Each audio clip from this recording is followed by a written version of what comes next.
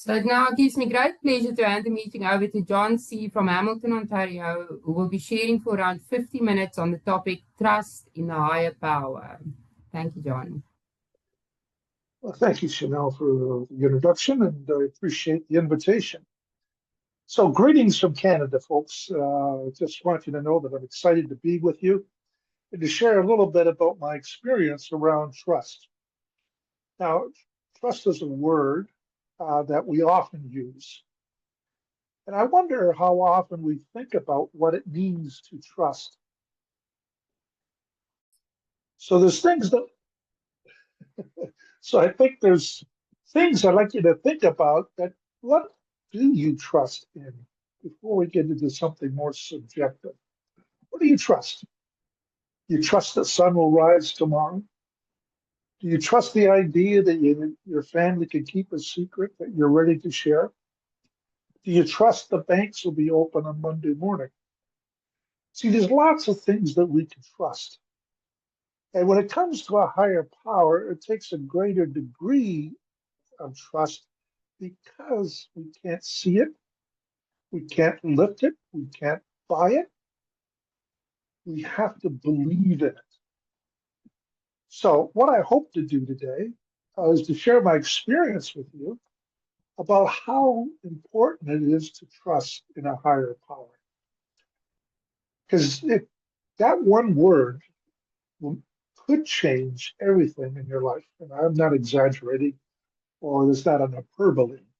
It is a major shift in the foundation in which I used to believe in, which is my self-will and my self-determination.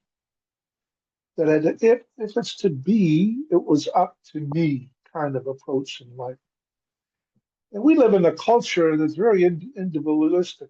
We tend to do things ourselves by ourselves. And I think that's particularly acute to an addict, to an alcoholic. It seems that we're always seem to be doing things on our own. Or we go to the other side of that, that we're so dependent that we don't move without someone's guidance. So us to find the sweet spot takes some time and effort so that we can begin to see what's available to us on the other side of trust. So I'm just going to share a little bit about that today, and hopefully you will see for yourself at least what you can, how you can benefit from the word trust. So let me just say that to begin with, I come to Alcoholics Anonymous over 52 years ago. And I have a luxury, I guess. The luxury is that I'm on the other side of the 12 steps. I practice them every day, and I get to see what my thinking was early on in my sobriety. And I can now view it from a more mature way of recovery. And my hope is, and it's always my hope, my friends, is that I'm able to convey something that will help you shortcut your sobriety. Now, I often say, this is my way, it's not the way. So each of us can pull together things through our own experience that will make sense to us. And perhaps a lot of things I may say to you at this moment doesn't make sense to you. But if you ponder it and how it relates to you, you may discover something beautiful. So in the opening, I just want to say this. We trust infinite God rather than our finite selves. That's on page 68 of the big book. So trust is kind of quiet and visible and transformative. Many of us come here with self-centeredness. We view the world the way in which we view it, not how the world is, how it affects us. We take it very personal many times. And of course, the dynamic that's going on here is that there's no trust outside of self. Now, for me, I had a destructive drinking life. And for me even to consider to trust those behaviors and those habits is absolutely insane. And yet I was slow to release them, to trust something I couldn't see, something I couldn't lift or buy, something that I had to come to believe in. So even in spite of my dismal outcomes that I had while drinking, I still wanted to trust myself. So what I did was I started this journey in Alcoholics Anonymous, and one of the things they were teaching me was to trust something other than me. And we call it the higher power, not definable, not by anyone's standards, but we get to pick a kind of higher power that can work for us and with us. But the power has to be higher than what we have in our self-will. If it isn't, then we might as well just stick to our self-will. And each of us know what our self-will does. It works for a while, and then all of a sudden it collapses like a weak muscle, and we go back to old ways of thinking and behaving. You see, we only have so much strength, if you like, in our self-will. It tires over time. What Alcoholics Anonymous is teaching us is that we begin to trust something other than ourselves. Now, some folks trust the group. That's how they get started, trusting somebody else. Some trust their spouses. Some trust reading the big book and put their faith in what the words they're about to read and consume so that they can provide some sort of action for themselves. And some choose to call this higher power God. You see, the beautiful thing about Alcoholics Anonymous, you're not told to believe anything. It's entirely up to you what you believe and how you use it.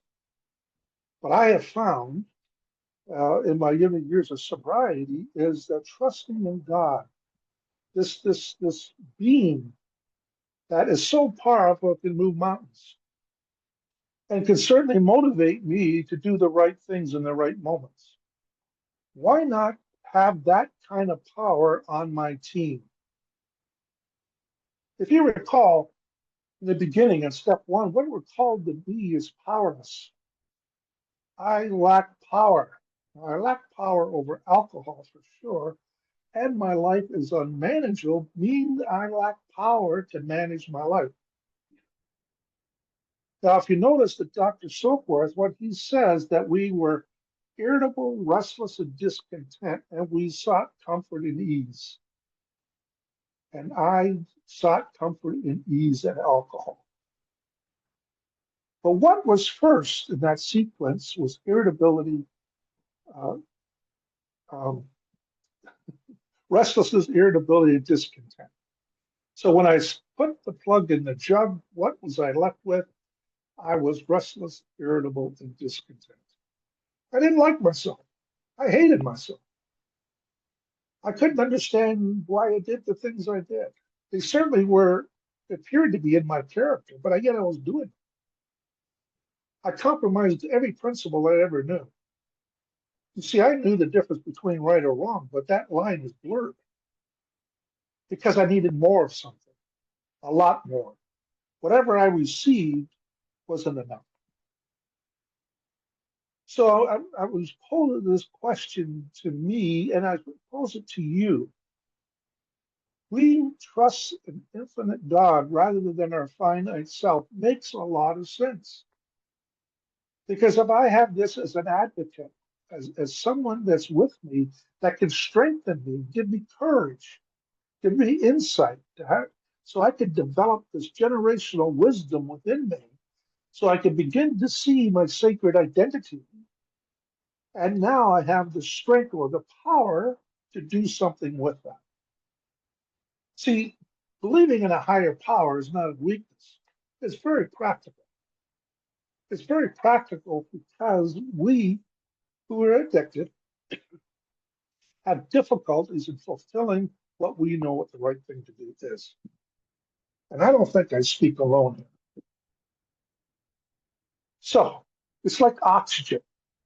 Trust is like oxygen. It gives life to ourselves. We can breathe. We can live for another day. We can say to ourselves, all is okay. I'm okay. The world is okay. And that no matter what's happening around us, disasters, reversals, everything that occurs in a human life, we can simply say it will work out. I don't know how. I don't understand how it all works, but I have this confidence that things will work out. So, what is trust? It's a word that we use so often. And I wonder if we really spent time investigating what that experience actually is. And the big book talks about something like this. Some of us have tried to hold on to old ideas, and the result was nil until we let go absolutely. Let me give you this idea. Trust is like standing at a bridge on a foggy day where you can't see the other side, and you step onto the bridge. Not because you understand or not because you know what's going to occur. It's the opposite. You don't know what's going to occur and you can't see the other side. And then you walk on the bridge anyway. Can you imagine a parachuter, for instance, who's ready to jump out of a flying plane, who wouldn't have trust in their parachute? Of course they have trust. They trust that it is going to open up and they jump before it opens up. They jump out of the plane and they press the cord and out comes the parachute. But first they jump. Trust is very much like that. It's like built in motion that we begin to act on things that we don't know or understand or can even see. This is an act of faith. It's an act of faith or belief that we can have that something's occurring around us and in us that's going to help us deal with whatever it is we're dealing with.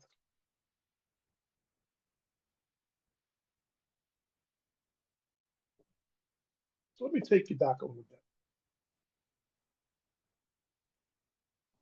And it comes from this idea on page 62. Our troubles, we think, are basically our own making. That's 62 of the big book. And mine was self-will run riot, which equals to burnout. It was all about me. I. I need this. I want this. I want more. Nothing is ever good enough. I'd jump one day, I'd have a Mercedes Benz, and when I had it, you know what? It was a used car. It just didn't, it just didn't satisfy that hole in me. And I'll go back, I learned a very big lesson. And it's a lesson that talks about what Dr. Sokwa was talking about earlier. When I look for external ways to help fill an internal anguish, it doesn't work. That's why alcohol didn't work for me, because it never filled that hole in my soul. It just made that hole bigger and deeper. So, self will run riot, high energy, pushing, driving, passionate. A lot of things that our society said was a good thing. Oh, he's motivated, he's ambitious. One point, I was running 3 different businesses at the same time, not being able to do a good job in any of those 3. But you know what? I can tell people I have 3 businesses. You see, this whole thing was driving me forward. And along with that was a heaviness, this idea that I had to keep up. Yeah, I started the squirrel cage, all right. running, running, running, running. But all of a sudden, this cage started going faster than what I could keep up with. And what occurred is the anxiety, stress, upset, and what we could call today is burnout. See, this is what happens when we try to run things our way, our own way. And it shows up everywhere along our recovery program. We may get a thought about drinking again. So instead of reaching out for a power that maybe is a little objective about our circumstances, what I do and have done is I just went away and started drinking again. It was easier. I knew what to do. I was told what to do was to reach out and to begin to trust other people with my life. But I was unwilling to do that. I don't know why exactly. Maybe it had something to do with um, being ashamed. That's certainly a possibility. Looking weak. See, I didn't have the strength at that moment to do something about it. So as I got sober, there were other challenges. If I fell into self-pity, example, I became a victim of that emotion or the feeling. I didn't have the strength to pull myself out of that, and it had to run its course. And I pat myself on the back thinking, well, at least I know I'm having self-pity. I'm not as bad as I used to be, which is the worst thing I could say to myself in my opinion. I could have prayed. I could have reached out and wanted to help somebody else. I could have done those things that I was taught to do, but instead, I tried to do it myself. I tried to fix myself. So you begin to see what turmoil I had in the way in which I was approaching my life.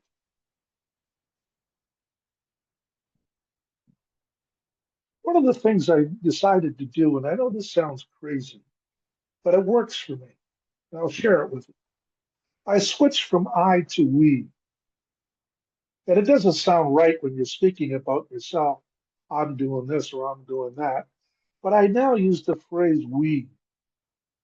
And that's to acknowledge that there's something with me, incorporated in me. The element of me, John, has a higher power within, working to provide me with grace, courage, strength, whatever it is I need to move me forward to a whole and purposeful life. So I would say to myself, well, we're gonna think about this. We are going to think about this. Not I'm going to think about this. Well, we are going to take that into consideration. So all of a sudden, I'm inviting God into my life in a way in which I never invited him in before. That I could actually start to see that this higher power was working in my life. So what happens when you don't trust? The pain of not trusting. Self will run riot, though he usually doesn't think so. Page 61. So there's fear at the center of this. I don't trust. I have fear at the center of my life. I need to control. I need to isolate. So the opposite of trust is actually fear. Trusting is a hopeful experience. It says to me that all is well because I believe in a power greater than myself to restore me to wholeness. I believe that. And my experience has demonstrated that. It is possible that every one of us can experience that level of care and sanity. That we can return from the depths of alcoholism into the quagmire mess that we find ourselves in and walk away from it with the help of a higher power. And if you think about it, isn't this is what the 12 steps are speaking about? They're speaking about spiritual recovery.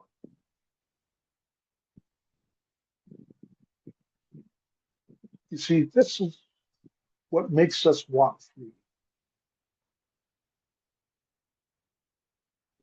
So as we continue on, life gets in the way, right? We have distractions, we have upsets, we have reversals, disappointments, maybe betrayals. We have all of these things.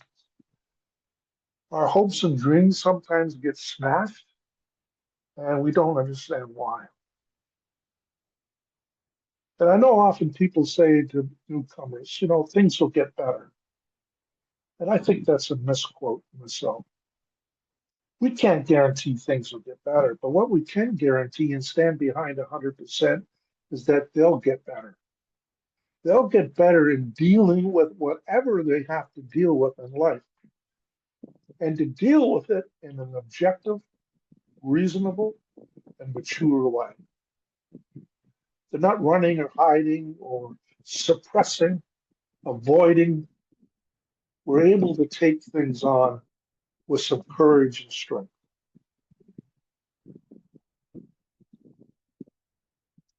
So trust, think of trust as being hopeful, as knowing that today is good. You know what? I can only wait for tomorrow to see how it's going to be better. Now here is a point that we may ask ourselves, which I think is almost like a fork in the road. It's a decision that has to be made. Either God is or he isn't.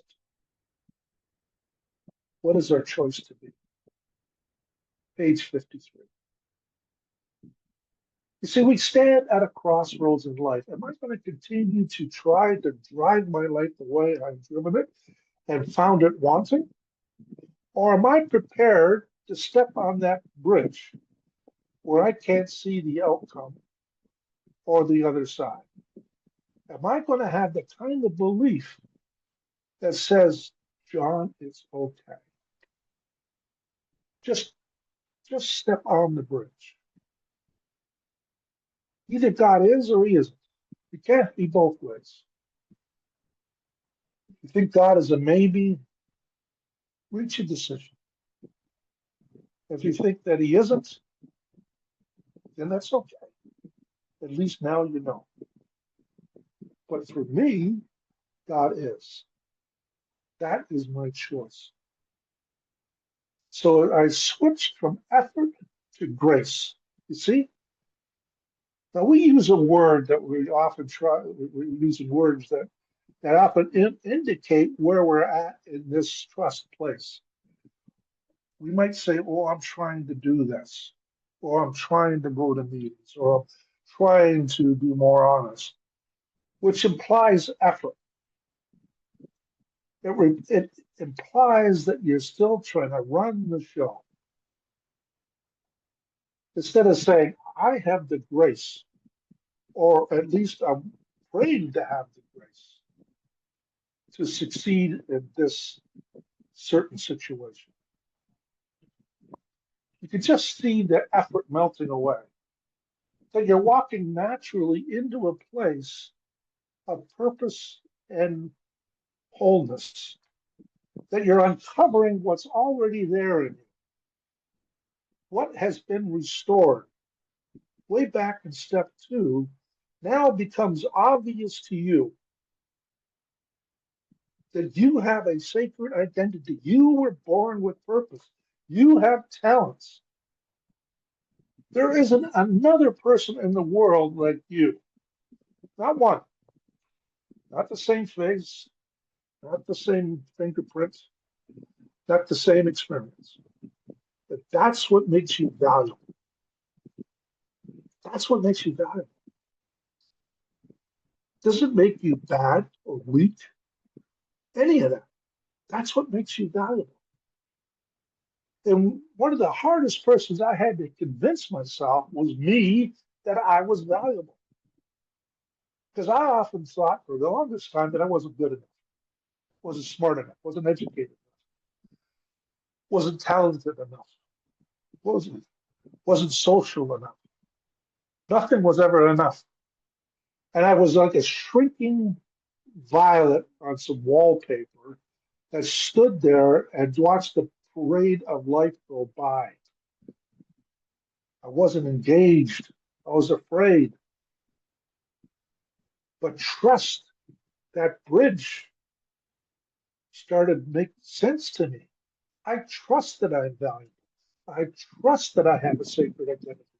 I trust that I've been restored to sanity. I trust that I'm cared for.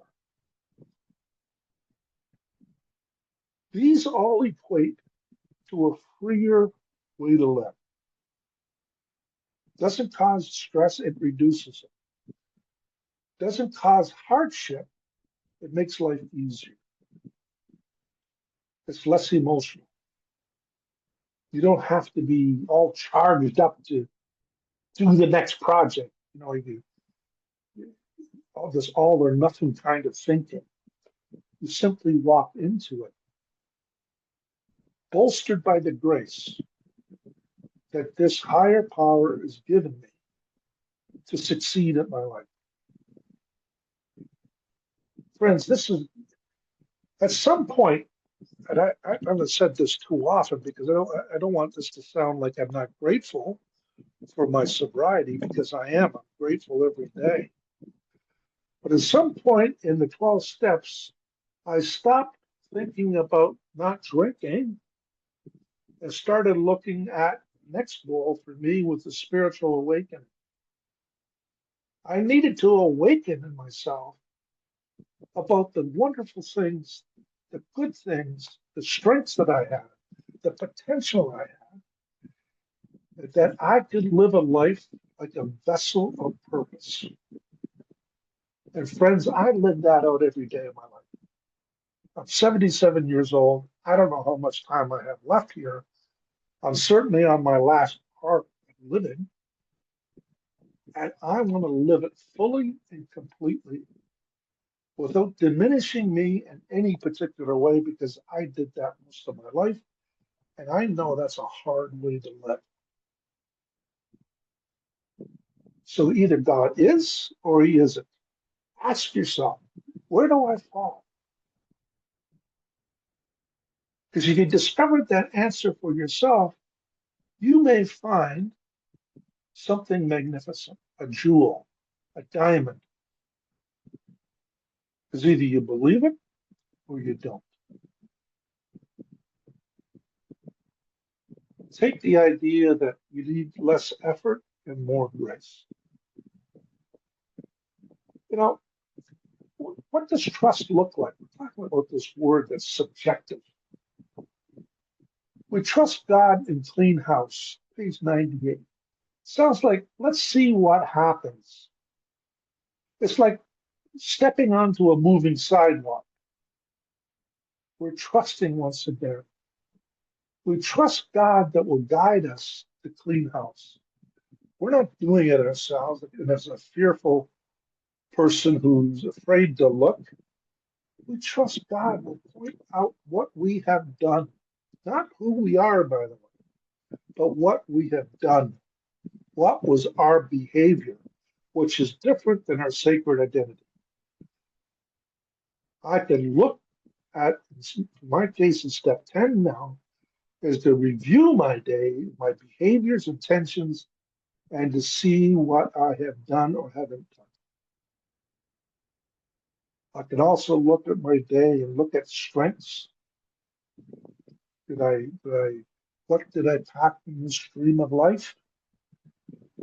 Was I loving and kind towards all these things I sit with every night and determine where I can improve any of those things? See, these aren't events, by the way, friends. They are processes. An event happens and it stops. It's like turning a light switch on or off. That's an event. A process indicates that there is more to gain by broadening the boundaries. It's intrinsic. It has no boundaries. And things like, was I loving kindness towards all, has no boundaries. I could always be more loving. I could always be more kind. I could always be more generous. I could always listen more and talk less. I can always be more empathetic, more compassionate. See, these are things in which we want to expand because it feeds our soul. That hole in the soul, which I was talking about earlier, tells us this is what fills our soul. I call this the hounds of heaven. The hounds of heaven is a poem, by the way, but it talks about the hounds of heaven chasing us. And that's that emptiness that we feel, that we just know something's just not right with ourselves. It requires our attention. It's a nagging that happens because we have a conscience, because we have the ability to recognize in ourselves what we could have done better and we chose not to do it.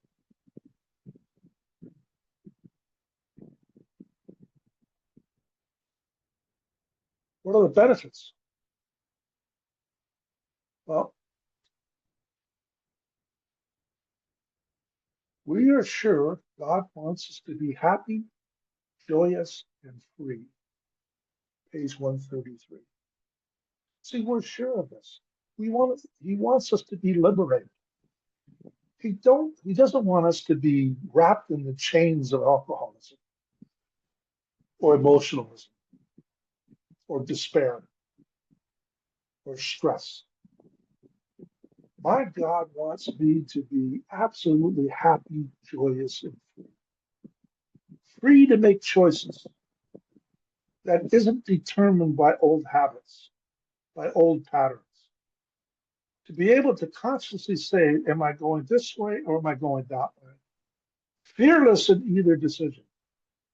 And to step into this bridge once again without knowing, without seeing, without touching. This is what it's like to have trust at our side. So we have less fear, more connection, and it equates to emotional sobriety. Now, how do we build trust? Well, it talks about this in the big book. It says, we stood at a turning point. We asked his protection and care with complete abandon. Page 59. What we say is that, you know what, I abandon myself. I surrender. I'm allowing you to direct my life through intuition, through this internal generational wisdom. And I start asking myself these questions like, what are we going to do? What are the possibilities we can take? What is it you're trying to teach me so I can learn? Rather than just firing from the hip and doing what I think is emotionally clear or intellectually fast. So we admit our powerlessness. We talk to God as if, lean on the group. We act as if. We read page 60 to 63 and ask, what would trust do? You know, like friends, we are like passengers in a great liner. The moment after a rescue, we have a kite. It can be like a kite, which is us, and the wind, which is God. Our job is to allow the wind to take us and allow us to fly high. Trust is a natural process for a human being, one that has us live a better life. So abandon yourself to God as you understood God, admit your faults to Him and to all your fellows. Clear away the wreckage of your past and give freely of what you find and join us. No blind trust, just willingness. And if you can remember anything in this talk, remember be the kite. Before I close, I'd like to share a poem, if I might.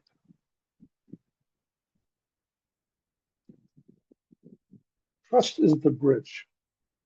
Trust is the bridge from shadow to dawn, a silent strength urging us gently on. When courage fails and doubt invades, trust whispers softly, you were made brave. In moments tangled, trapped by pain, trust offers shelter, eases strain. It leads us toward a higher power, our comfort and refuge in the darkest hour. Trust is surrender, willing to be led by the hands unseen, yet felt instead. It calls the soul to humbly yield and find in faith a heart revealed. Trusting acceptance, the self laid bare, the faults, the frailties, all held with care. Not shamed by scars nor bound by fear, trust speaks softly, beloved, I'm here. Trust is seeing others clearly, embracing their struggles and holding them dearly. Boundaries honored, judgments released. In trust, compassion finds sweet peace. Though trust, the soul expands and grows strong, finding freedom that sought all alone. Change of the past, fall gently away as trust whispers fiercely, today is your day. So trust your heart in the truth of your worth, a sacred identity gifted at birth, led by the grace of a power above. Trust is the doorway to flourishing love. And with that, I'll pass it back to the chairperson.